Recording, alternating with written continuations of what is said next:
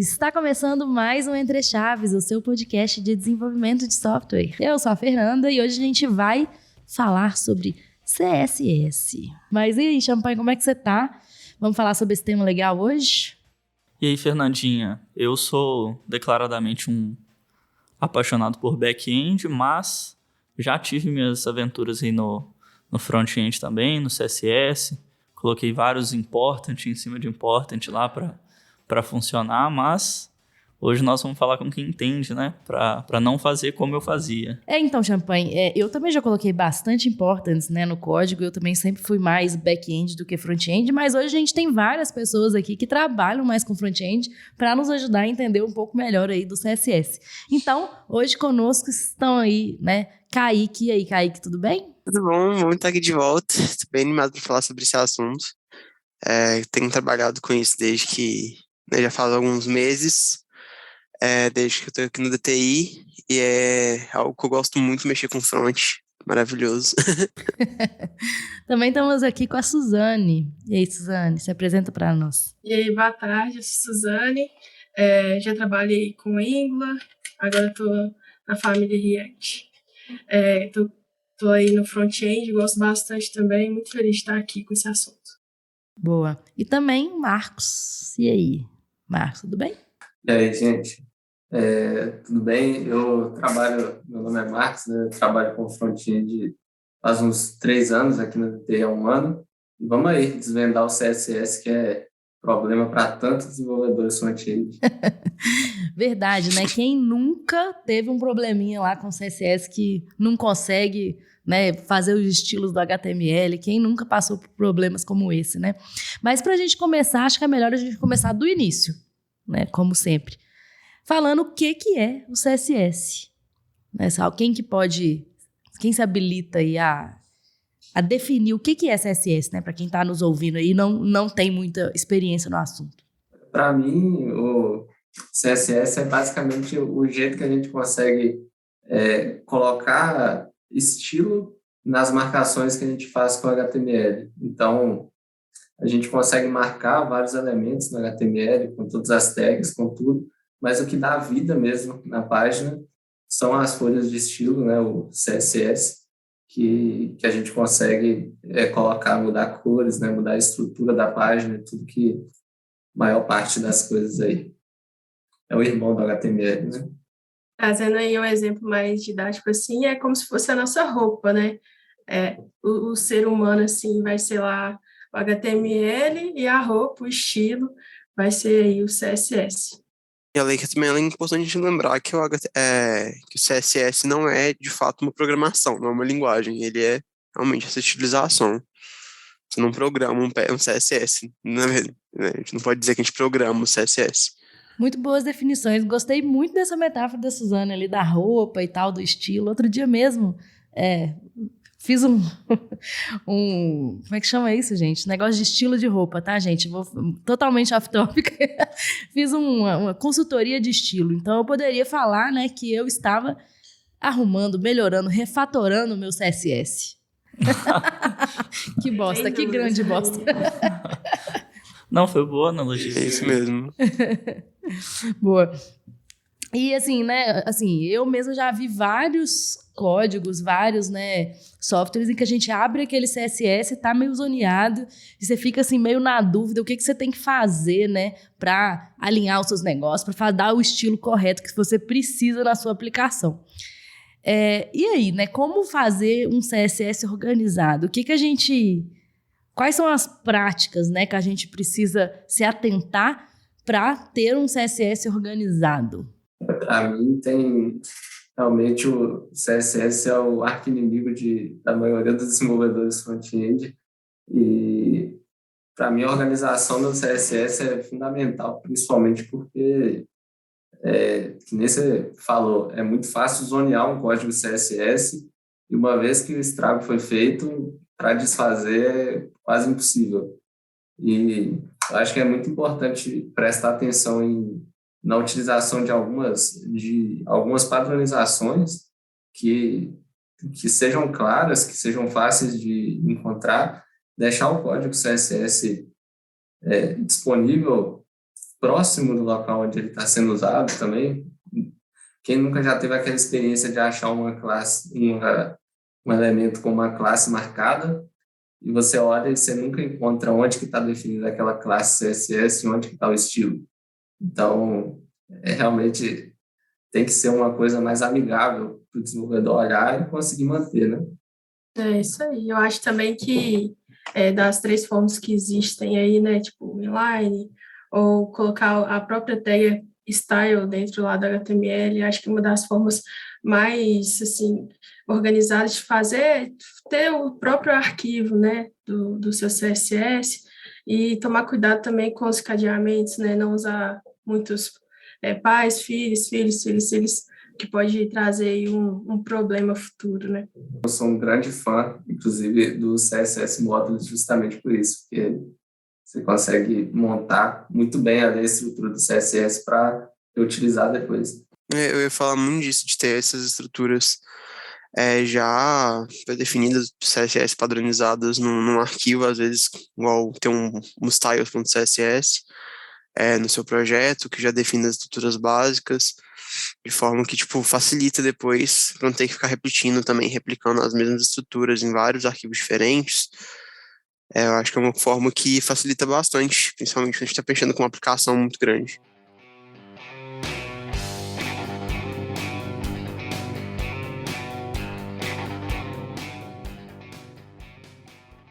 Uma coisa que você comentou aí, ô Marcos, e que eu já tive a experiência de mexer, foi usar... Você comentou aí do CSS Modules, né?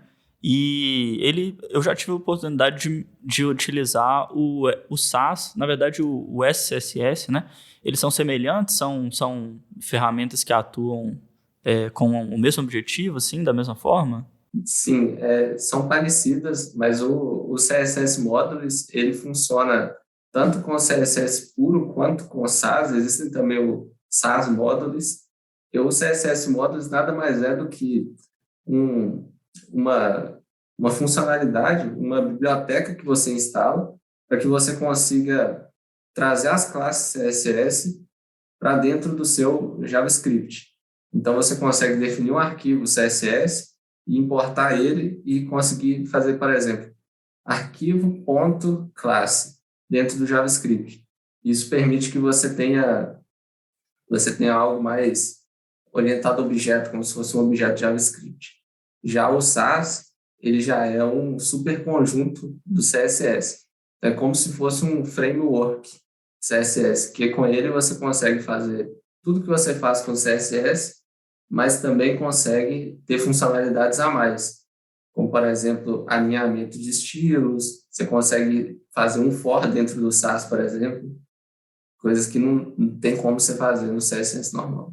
E eu acho muito importante falar dessas ferramentas, porque muita gente ali, às vezes, no início de um projeto vai acabar utilizando o CSS mais introdutório, ali só o CSS padrão, e essas ferramentas ajudam muito, né, na hora da gente ter padronização, né, evitar repetição também do mesmo código CSS várias vezes, né, fazer um design system também ajuda, né, então eu acho que é um bom passo assim, para melhor prática, né, talvez. Vocês usam, gente, na prática? Aqui no projeto, no React, né, a gente usa aquele Styled Components, então ele facilita bastante o uso do CSS, deixa organizado, a gente consegue passar parâmetros para dentro dele com facilidade também, então lá no meu TypeScript, por exemplo, eu vou setar uma variável lá como true para mudar, sei lá, a cor do botão, e aí eu coloco isso dentro lá do meu CSS, né, passando pela interface, então isso facilita bastante, deixa mais organizado, né, deixa o CSS mais limpo. E uma outra coisa também que o Marcos até comentou, os meus comentaram, né, tem aquele estilo global, né, então eu consigo colocar lá um estilo só para tipografia, uma pasta para tipografia, outra pasta para as cores, então isso é importante também para deixar. Quanto mais limpo o CSS ficar, né, mais fácil de dar manutenção e das outras pessoas entenderem o que está acontecendo, acho que facilita, né? Eu já usei o Styled Components antes Só que eu sou um grande fã do SAS, particularmente todo projeto que eu posso, eu uso SAS. Aqui no projeto a gente também usa SAS, mas porque eu gosto bastante desse jeito de escrever CSS como ele é. Você tem um arquivo CSS, você coloca tudo lá, você define. Eu gosto também que nesse valor de definir um tema, então, especialmente com as variáveis, que agora tem no CSS normal também, mas por um bom tempo só o SAS, LES e as supersets tinham as variáveis. Você define um tema completo, você consegue definir até funções e você vai reutilizando, realmente para deixar bem limpa a questão. Mas realmente tem esse clash aí, né, de CSS inline, né, com style components e tudo sendo feito no JavaScript ou arquivos separados, né? O Style Components também tem um arquivo separado, né? Lá no React você chama ele Exato.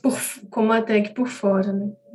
Isso, que é o inline, né? Tipo, é o CSS in JS, que é o nome. Isso. É in JS. Isso, é o CSS in JS ou o arquivo CSS puro, né? Exa-luta. Para quem gosta de JavaScript, deve ser bem vantajoso aí, né? Que parece bastante, assim, com o CSS normal, sabe? Mas, assim, eu acho que fica mais organizado e lá dentro você consegue também... eu quero criar um estilo só para o botão que eu vou usar ali. Então, eu exporto, né, esse estilo e uso a tag lá dentro do React.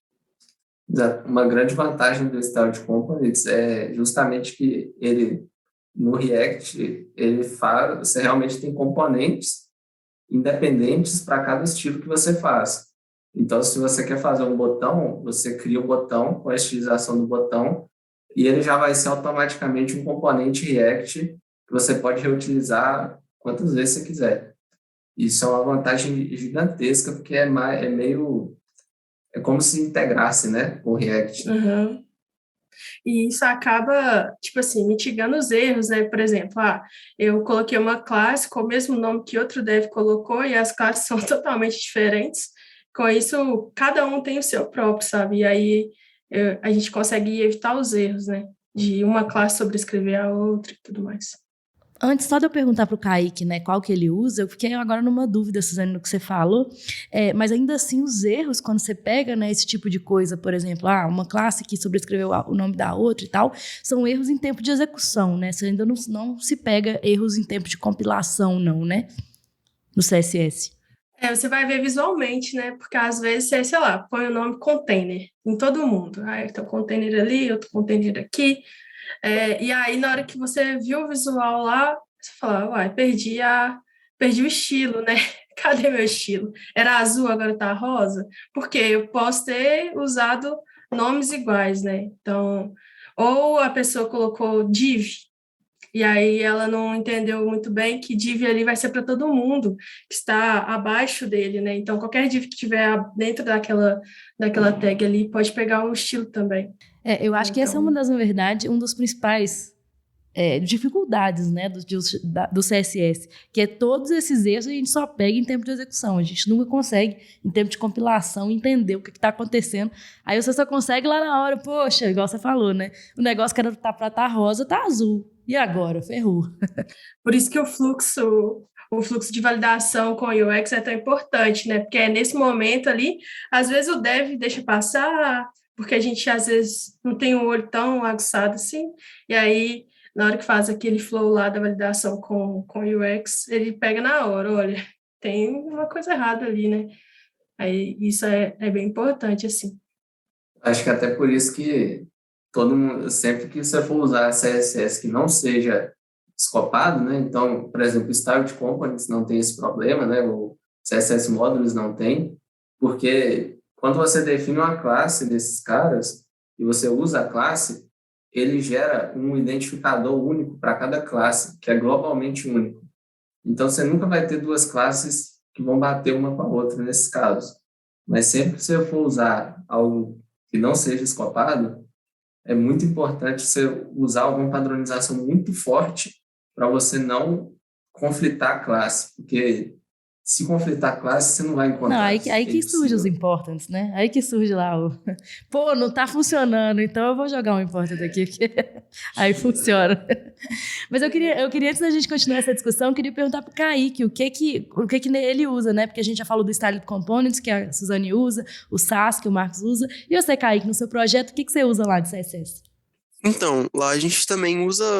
Eu não sei se é exatamente o style components do jeito que a Suzane tá falando, mas a gente usa o jeito que que funciona com o Angular, né? O Angular, os componentes, eles têm todos já. Eles têm essa ligação do componente com o CSS. Então, teoricamente, eles também são. Funcionam da mesma forma que um style components funciona, né? Que a gente faz o componente e ele consegue ter uma ligação direta ali com já a estilização dele. Então a gente consegue reaproveitar consegue reaproveitar esses componentes sem precisar ter que ficar repetindo a estilização sem precisar ficar repetindo realmente a estilização deles. Bem próximo do que a Suzane falou. O Angular é praticamente um CSS Modules com outro nome, né? O jeito de utilizar dele. É muito bom.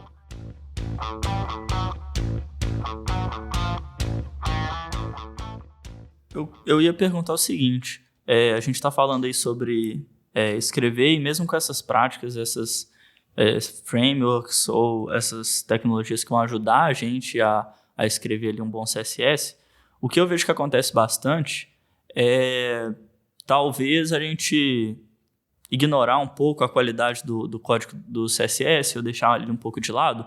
Vamos supor, estou desenvolvendo uma nova funcionalidade ali, então eu faço toda a parte ali da tela, inclusive a parte do JavaScript ali, do que aquele botão vai fazer e tal. E na hora de fazer a revisão desse código, né, a gente tem que rever como foi escrito ali o JavaScript, as tags HTML e também o CSS. Mas o CSS muitas vezes é visto assim como, funcionou? Então legal, não encosta aqui, senão se você mexer uma linha não vai funcionar mais. E tipo assim, com essas ferramentas todas, vocês acreditam que hoje vocês conseguem fazer um código legal assim no CSS sem ser esse castelo de areia, né, que você fica com medo de mexer em uma linha ali e estragar tudo, ou sem ter a necessidade de ficar usando essas tags de sobrescrever e tal, ou no fim das contas sempre a gente tem que recorrer a esse recurso aí? Tem alguns recursos, né, que ajudam na organização ali, né, tipo o Pretty, o Lint, que com o Ctrl S ele já organiza para você ali, já identa, isso fica mais fácil de enxergar, né? Mas eu acho que o segredo é bem ter as coisas organizadas, sabe? Porque quando está tudo bagunçado, as pastas bagunçadas, não usa estrutura direitinho, acaba que a pessoa olhou aquilo ali e já até assustou e falou, nossa, se eu for mexer aqui vai dar problema. Porque ela não entende o que ela tem que fazer, né? Então, dá os nomes das classes com mais, assim, não ser tão objetivo, tipo um container, né? Dá o nome direitinho lá, o botão o quê, né? O botão entrar. Então, botão entrar, a classe, né? O nome da classe, para a pessoa conseguir se identificar melhor na hora que ela está ali dentro, né? Que aí, com isso, se está organizado, tende a ficar mais organizado, porque a pessoa vai prestar atenção naquilo, né? Agora, se está desorganizado, ou ela vai tentar arrumar, ou ela vai manter desorganizado, né? Então, acho que a organização do todo, assim, reflete muito também nisso, né? Eu concordo muito com o que a Suzane falou, principalmente porque quando o seu código não tem uma organização ali, é meio que um efeito cascata, né? A gente começa a cada vez mais fazer uma gambiarra ali para contornar a gambiarra que foi feita antes, para poder contornar a gambiarra que foi feita antes. E quando a gente vê, tem pelo menos uns 10 arquivos de CSS, um interligado no outro, tem uma gambiarra corrigindo a gambiarra do outro, porque não tem uma organização. E aí, na hora que tem que. Principalmente quando entra uma pessoa, às vezes quando entra uma pessoa nova no time, principalmente, eu vejo isso, porque muitas vezes quando você faz a gambiarra, você até entende um pouquinho a sua gambiarra, mas entra uma pessoa nova no time, ou a gente precisa fazer com que o projeto seja mais dinâmico, tenha mais pessoas envolvendo, mais pessoas mexendo com aquele pedaço de código em específico, isso começa a atrapalhar, e aí chega num ponto que o CSS pode estar tão bagunçado que você tem que parar todo o projeto, todo o processo para falar, tipo, não, vamos refatorar isso aqui. E acaba tendo um hiper prejuízo no final das contas. Então, eu acho que essa organização, principalmente eu acho também esse aspecto que a Suzane falou da nomenclatura das classes, entender exatamente o que você está estilizando naquele momento, né?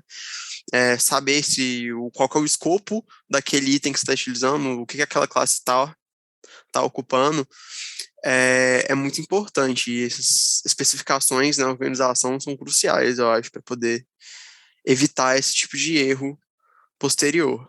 A gente até falou, né, no episódio sobre sistemas legados, que foi um dos últimos, né, que a gente gravou. A gente falou um pouco sobre refatoração e o quanto é difícil manter num sistema legado, né, a organização do código e quanto que, assim, o negócio é cascata, né, assim, eu vejo um negócio bagunçado, eu paro de me importar em organizar aquilo. Basicamente, eu falo assim, eu vou colocar só mais uma linha aqui nesse código que já tem 1000 linhas, eu só vou colocar mais uma, eu vou refatorar tudo. E eu sinto que o CSS, até pelo que o Champagne falou, de ser difícil uma revisão de código, da gente talvez não ter tanto domínio ali, muito conhecimento, eu não sei muito bem, mas parece que é quase que isso o tempo inteiro, né? Que a gente fica meio com medo mesmo de fazer essas refatorações e aí fica assim, eu só vou colocar aqui mais uma classe, gente, eu não vou refazer esse CSS todo, não. Eu só vou colocar uma propriedadezinha aqui, sabe? E aí eu acho que vira essa bola de neve, né? Que a gente está falando de uma desorganização e tudo mais. Inclusive, eu acho que essa questão do CSS, para se manter um CSS organizado, é necessário um esforço não só do próprio desenvolvedor que está fazendo aquele CSS ali na hora, mas um esforço do time como um todo. Porque, que nem você falou, escrever uma classe a mais é sempre mais fácil do que deixar o código organizado. Eu acho que esse é um problema do CSS aqui. Às vezes, você escrever ali uma div nova com toda uma estilização é mais rápido do que você descobrir que existe uma outra div com esse tipo de coisa. Então, eu acho que é muito importante, partindo desde a concepção, desde quando o design é prototipado, esse tipo de coisa, da gente montar essa estrutura de componentes, usar um design system, acho que é muito importante. E da parte técnica, o que for feito de CSS, de componentização, ser muito bem documentado para que as pessoas que entrem, né, que nem o Kaique mesmo falou, o cara chegue e ele pelo menos tem uma referência do que já existe, porque já aconteceu muito comigo, é que já existia um componente, eu entrei na aplicação, já existia um componente que fazia o que eu precisava, mas eu não sabia. Então eu fui lá e escrevi tudo de novo, com 200 linhas de CSS a mais que já estavam escritas por outra pessoa. Então, e o pior, vai para a revisão, né, para a code review, e como a pessoa que fez, às vezes já saiu, não está lá mais, ela também não vai revisar o meu código e me dizer que aquele componente já existe, né? Então, eu acho que é um esforço conjunto até na questão do CSS, porque para mim a parte visual, ela está muito agregada com tudo. Então, tudo que a gente vê ali na aplicação tem que ser muito bem coordenado para a gente conseguir manter um código sempre limpo. Eu acho até no sentido que você falou sobre a visualização também, muitas vezes o aspecto do front é muito valorizado pelos clientes, né? Eu acho que é uma coisa que agrega muito valor, assim, imediato para o cliente, porque muitas vezes o cliente não entende muito o que está rolando por trás no back, não entende os pormenores do que o back-end tem, esses problemas. E sempre que tem um bug no front, sempre que tem uma coisa resolvida no front, geralmente sempre é uma coisa que é muito apreciada pelo cliente, sempre muito valorizada. E também, geralmente, são, tipo, alguns dos maiores problemas para o usuário, né? Tipo, ter um bug ali de estilização pode dar uma atrapalhada, pode, tipo, gerar um incômodo visual ali para a pessoa que está utilizando. Então, eu acho que é uma área que é muito importante, tipo, de ter esse controle da qualidade do que a gente está entregando, do valor que a gente está entregando também, sabe? Aquilo, se você mudar, às vezes você fala com o cliente, não, tá dando um bug na integração que tá rolando lá no back-end e tal, a gente precisa de resolver. Aí o cliente vai falar, não, ok, mas aí você fala, não, o botão que estava verde está vermelho agora. Você fala, não, isso aqui é crítico, tem que mudar agora. Então, às vezes o visual é muito importante, o CSS está diretamente ligado, né? Os erros são sempre refletidos no front, né? Que é onde o usuário interage, né? Mas você falou duas coisas, Marcos, que eu queria pegar aqui. A primeira em relação à documentação, que eu achei interessante. Como documentar bem, né, um CSS aí para que a gente evite essas duplicações de código, essas coisas assim que você mencionou. Talvez até antes do Marcos responder, só para eu colaborar um pouquinho com a pergunta também, uma das boas experiências que eu tive com documentação de front-end foi com uma parceria forte com o designer, né? Porque se você tem um design system muito bem construído ali, você acaba que às vezes nem precisa escrever o código CSS, né? Você pega da documentação do designer e já consegue extrair o CSS que você vai usar mais ou menos ali, e evita a possibilidade de ter erros ali ou de se fazer algo diferente do que era esperado, e é maravilhoso para os designers que são fiscal de pixel, né? Porque vai estar todos os pixels no lugar certo. Mas é isso mesmo, Marcos? Não, com certeza. Isso que eu ia até dizer que para mim o CSS ele não pode, na maioria das vezes, ele não pode ser olhado sozinho. Porque o CSS ele só faz sentido com a marcação que ele está aplicado, então com o HTML. Então faz muito sentido você pensar em componentes. Então, a melhor forma de você documentar um código CSS que você escreveu é realmente documentando um componente que você fez que tem esse estilo aplicado. E eu gosto muito de usar o Storybook. Muita gente já deve ter ouvido falar do Storybook, que é uma ferramenta que você consegue documentar componentes seus. Se eu não me engano, ele funciona tanto para React, quanto para Angular, quanto para Vue. Então, ele tem uma abrangência muito grande. Você consegue documentar os seus componentes, inclusive com vários casos de utilização dele. Então, olha, esse aqui é o meu botão habilitado, desabilitado. Tem uma interface muito legal. Então, pode-se seguir o caminho de documentar os componentes, só que caso ainda a pessoa queira-se entrar numa abordagem de documentação abordando o CSS por si só, é possível também que seja feita uma documentação mais comum, dizendo assim, que diga, olha, esses aqui são as nossas classes principais da nossa aplicação. Então, se você quiser, por exemplo, fazer um container, você vai usar essa classe, por exemplo, o Bootstrap. Vocês forem ver o Bootstrap, o Chakra UI, Semantic UI, são conjuntos de classes, é um CSS que você importa, mas existe uma documentação gigante sobre o que é que cada classe faz, com exemplos do que você pode usar. Então, acho que esses dois caminhos são os melhores, né, para serem seguidos.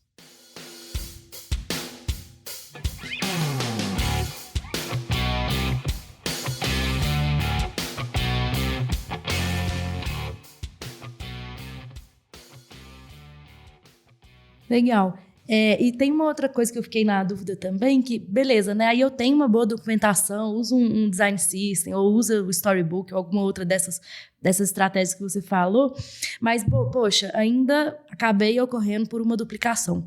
Um Sonar, se a gente utilizar um Sonar, por exemplo, ele pegaria uma duplicação de código como essa, né? Uma ferramenta como um Sonar, como um lint qualquer, dentro do meu front-end. Falando da experiência que eu tive nos meus projetos, o Sonar geralmente não rodava no CSS. Colocava-se o Sonar para rodar em arquivos JavaScript, TypeScript e só. E aí o CSS vai para escanteio. Mas se a duplicação for muito óbvia, o Sonar pega. Então, só que o que foda acontece? É que nem sempre é óbvio mesmo, você fez uma né? estilização com 8 comandos. Só que você inverteu a ordem deles, né? Então, ao invés de pôr flex primeiro, você pôs embaixo. Acabou. Não é duplicado mais, não tem como o Sonar saber, né? Mas que nem a Suzane falou, a utilização de ferramentas como Pretty, ESLint e às vezes alguma extensão legal aqui e ali, ajuda demais, ajuda muito.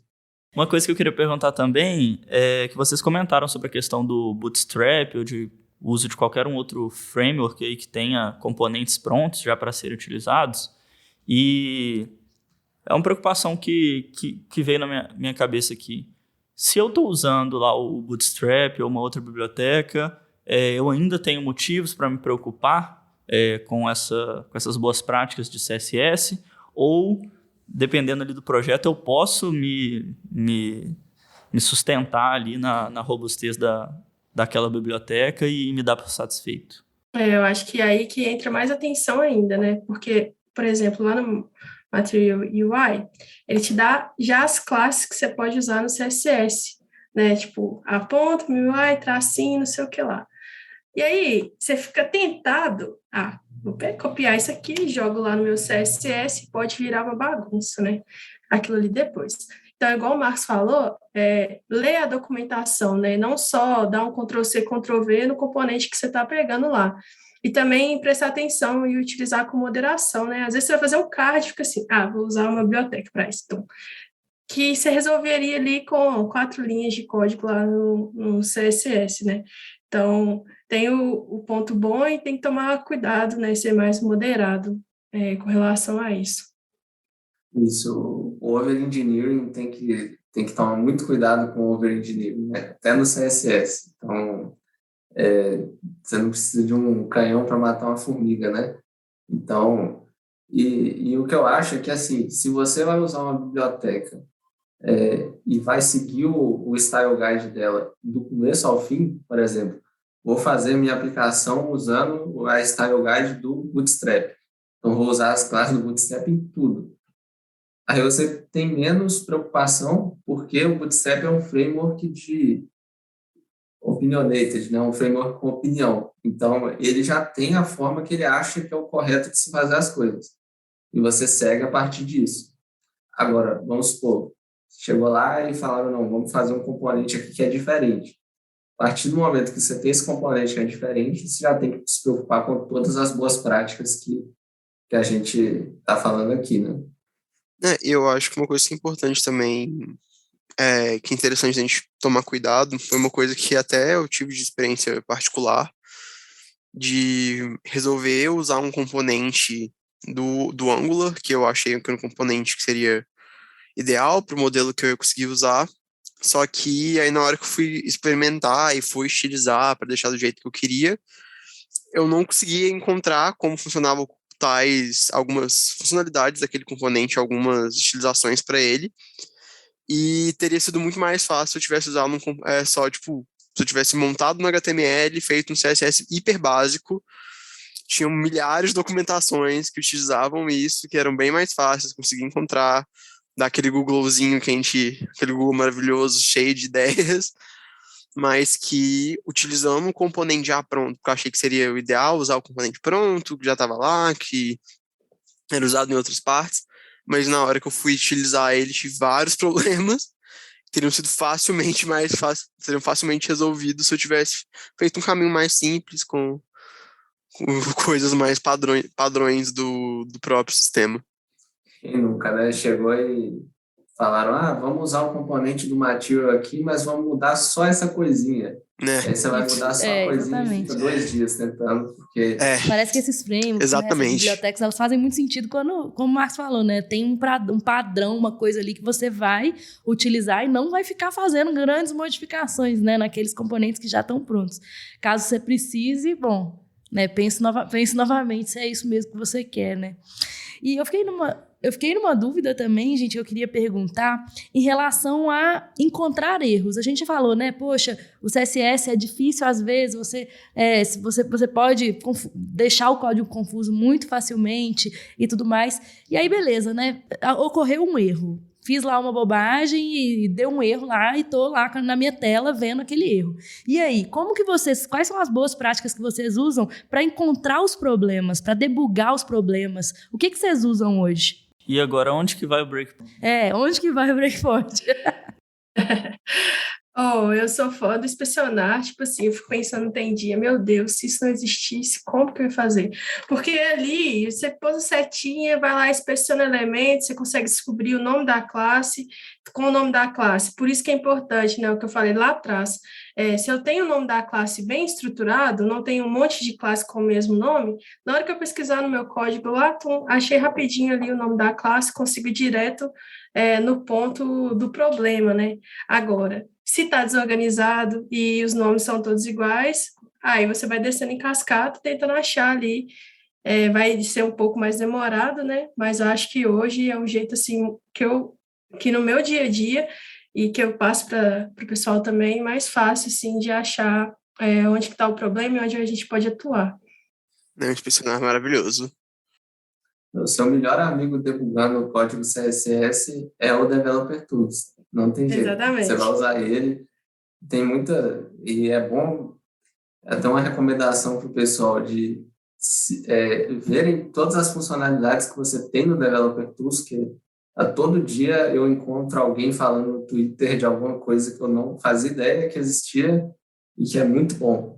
Então, realmente, para o CSS é a principal, porque lá você consegue ver tudo, que nem a Suzane falou, você vê tanto as classes quanto você vê os estilos computados, então você consegue ver quanto que está tendo de margem de espaçamento interno, quanto que tudo que está acontecendo, a forma, e você ainda consegue mudar o estilo na página. Então você consegue abrir o Developer Tools e pegar um elemento e vamos supor que ele está com a cor vermelha, você consegue mudar a cor para verde sem alterar o seu código.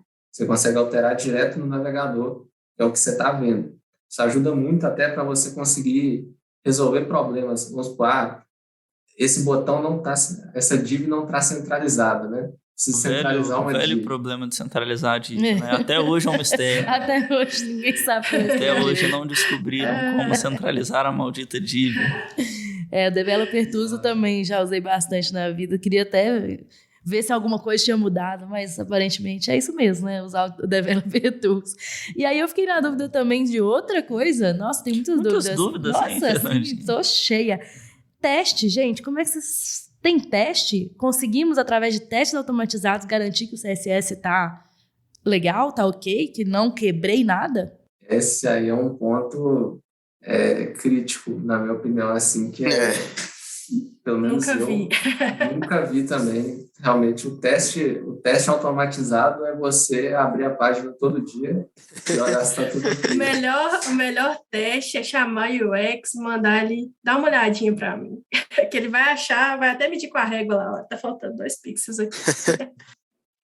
Até porque o problema que existe é que, por exemplo, os frameworks de teste para essas bibliotecas famosas, então, tipo, a React, Vue, Angular, geralmente é o Jest, ou o Enzyme, e esses frameworks são frameworks que só rodam JavaScript. Então, eles nem computam a estilização. Para eles, não existe estilo, é só JavaScript. Então, às vezes, você precisa de testar alguma coisa. Eu quero ver se esse botão aqui está vermelho ou não. Você precisa de fazer um aparato para conseguir testar isso, porque o estilo não é computado pelo framework em si. Então, realmente, CSS, o principal é colocar funcionando e sempre que tiver uma pull request para mudar o CSS, você prestar bastante atenção e ver o que foi feito para garantir que está certo. Mas testar de forma automática é muito difícil.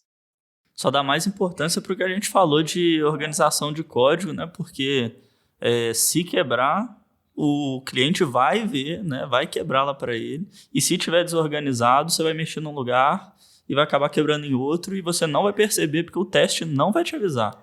Então, a gente dá mais valor ainda para a necessidade de organizar bem o seu código CSS. Né? Pois é, eu tava dando um Google aqui no teste CSS. Porque, nossa, me parece um negócio que, enfim, né?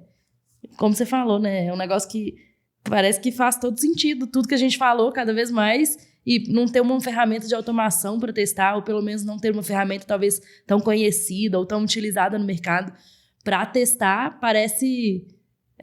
bem ruim, né? Parece que fica aquelas coisas que poxa, mudei, tomara que funcione. Porque eu acho que isso só ressalta como é importante todos os processos de testagem interna da equipe, sabe? Se não testar as coisas sozinho. A gente já falou aqui muito sobre chamar e testar com o UX, mas também testar com outras pessoas do time, alguém que talvez não conheça o fluxo tão bem, que possa tentar acabar encontrando algum erro ali, algum problema, que talvez alguém que já esteja familiarizado ali com o fluxo que você estava mexendo, com o fluxo do projeto, não vai esbarrar, porque sabe como que funciona, já está assim na cabeça a usabilidade daqueles componentes. Então acho que é muito importante testar com pessoas que não têm tanto costume de mexer com aquele sistema, fazer o teste em dupla com outros desenvolvedores, talvez chamar um desenvolvedor do back-end para poder fazer um teste em dupla com você da funcionalidade, e fazer também todas as conferências de todos os espaços, e fazer as validações com os designers da sua equipe, se tornam muito essenciais quando a gente está falando dessa parte do front, né? Quando a gente está falando fora da lógica, fora dos testes, e sim do visual. Era esse ponto que eu ia falar mesmo, né? De uma boa prática, porque às vezes a gente acha que o roteiro de teste é mais essencial para o back-end, né? E eu lutei muito no meu time com isso, sabe? De gente, coloca lá no seu roteiro de teste, alterou os 4 pixels que pediu, né? Tem uma parte do seu roteiro de teste só para isso, olha com o UX, né? Olha, o que você acha que é mais importante aqui, que não pode quebrar de jeito nenhum, coloca lá para você fazer o seu checklist, né, que é importante. E fazer o roteiro de teste no front também, que eu não sei o que os meninos têm no dia a dia, né, mas às vezes a gente deixa passar porque é só uma alteraçãozinha e isso pode gerar um problema depois, né, se não for validado de forma correta.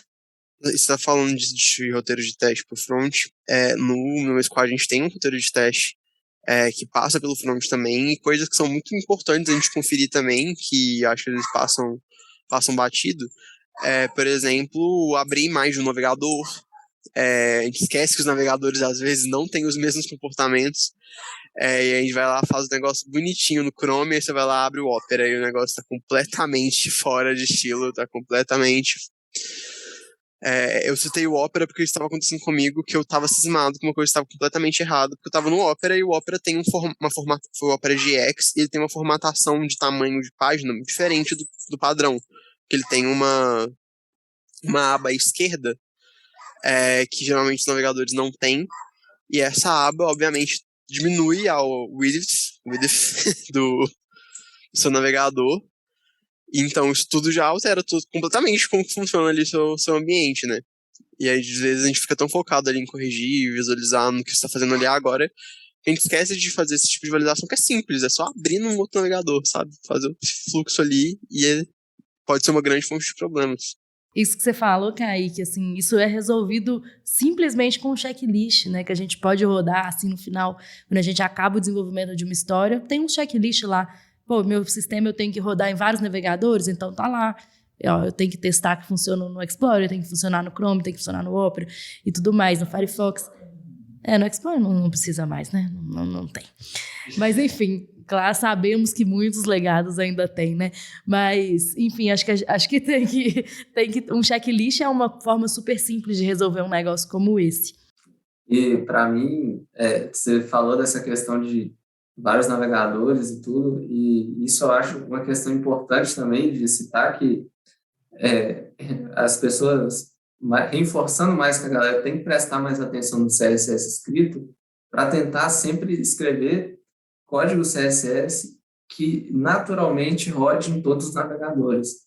Porque muitas vezes, quando você não tá muito acostumado com CSS, especialmente quando eu vejo um código CSS de alguém que está começando a aprender ou algo assim, a pessoa utiliza muitas vezes posicionamentos fixos, tamanhos fixados, ou procura na internet um erro que estava tendo e acha um comando do CSS que só funciona no Chrome ou só funciona direito no Chrome.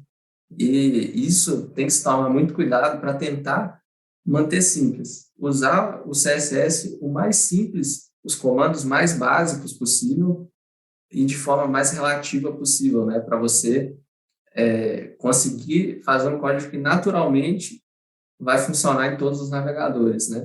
que não seja uma funcionalidade que saiu no Chrome 102.3, que não vai funcionar no Mozilla e por aí vai. Essa é uma dica bem valiosa mesmo, né? Imagina só, eu estava falando aqui de legado do Explorer, mas imagina um sistema legado que eu tenho, né, um CSS lá que só funciona em um navegador X, e aí esse navegador foi descontinuado, e aí, né? Eu agora preciso refatorar todos os meus CSS. Enfim, eu acho que isso é um negócio bem importante mesmo para a gente ficar atento, né, daqui para frente, a gente priorizar, né, vamos falar assim, ou estudar mais, ou entender mais de CSS para conseguir fazer códigos mais limpos e códigos que tenham mais compatibilidade com os browsers, né, para que a gente não tenha esse tipo de problema, né. Queria destacar que eu achei bem legal que às vezes a gente acha o CSS um pouco mais distante do que o que a gente tem costume de código mesmo, código de back-end, Java, C#, mas acabou que durante o episódio a gente falou de todas as boas práticas idênticas às práticas que a gente tem para desenvolver back-end. Ter uma boa nomenclatura, né? Você ter o KISS, né? O Keep It Simple, Stupid, que o Marcos acabou de falar, né? Faz um negócio simples, não complica. A regra do escoteiro, né, de você ir e deixar o código melhor do que quando você encontrou. Então, na prática, o pensamento, né, o raciocínio que você vai ter para construir um código CSS bom se mantém nas boas práticas do raciocínio que você vai ter para construir código em outras linguagens também. Com certeza. O que não pode acontecer o pessoal, que nem a gente falou no começo, deixar o CSS passar e fala, tá funcionando, é isso. Que não mexe, nunca mais. É uma coisa muito importante, né? É isso aí. E eu acho que com esse resuminho do Champs, finalizamos esse episódio. Gente, muito obrigada. Acho que foi uma conversa super legal, super, né, super rica, vamos falar assim, sobre o CSS, que realmente não é um tema que a gente, às vezes, dá muita atenção. E eu acho legal a gente dar esse enfoque aqui hoje. Então, obrigada a todo mundo que nos ouviu até agora. E até a próxima. Valeu, tchau, galera. Tchau, gente. Até a próxima. Tchauzinho, gente. Tchau, gente.